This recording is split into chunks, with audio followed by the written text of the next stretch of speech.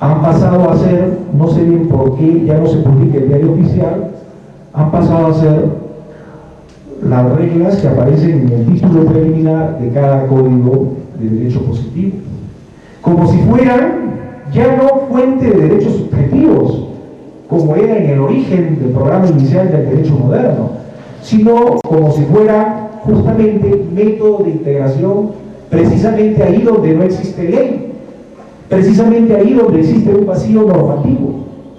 Los principios que aparecen en el título preliminar de cada código, los principios generales del derecho que aparecen en el título preliminar de cada código, tienen sentido si y solo si son métodos de integración.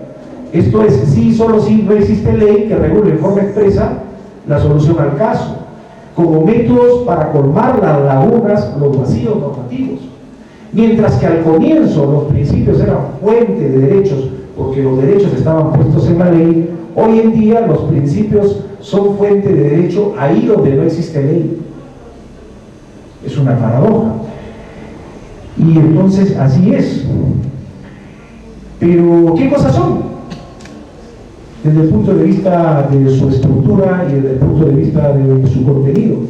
Si comparamos a un principio con una norma jurídica, nos vamos a dar cuenta que la norma jurídica es una proposición implicativa. Tiene un supuesto fáctico, un enlace copulativo de deber ser, una consecuencia jurídica y a veces dentro de la consecuencia jurídica al elemento sanción. El caso típico de la norma jurídica es la norma imperativa, cuya forma más conocida por todos nosotros es la forma simbólica del P entonces Q, que es una proposición implicativa.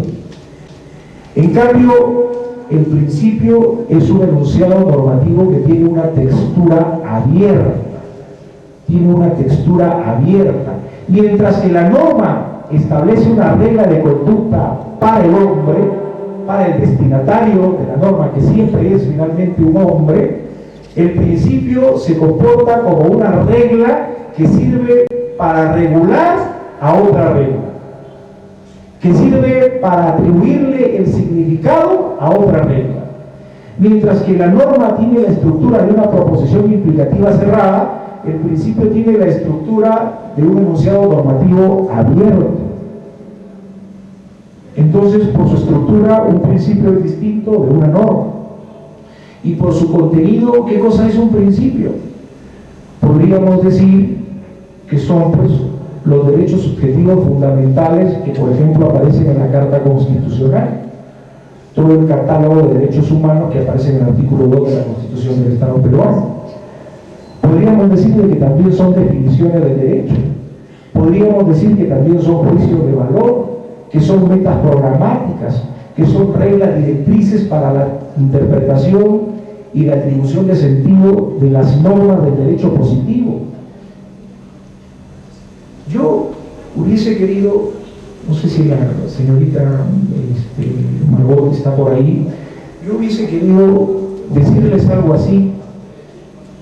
En realidad, si nosotros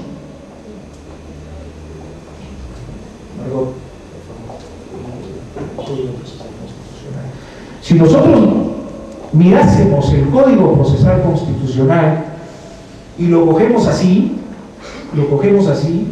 y vemos que en la primera parte del Código Procesal Constitucional, ahí dice título preliminar y hay 9, creo, artículos. En realidad, la relación que existe entre las normas que están en el título preliminar y el resto de normas del Código Procesal Constitucional es una relación de género a especie.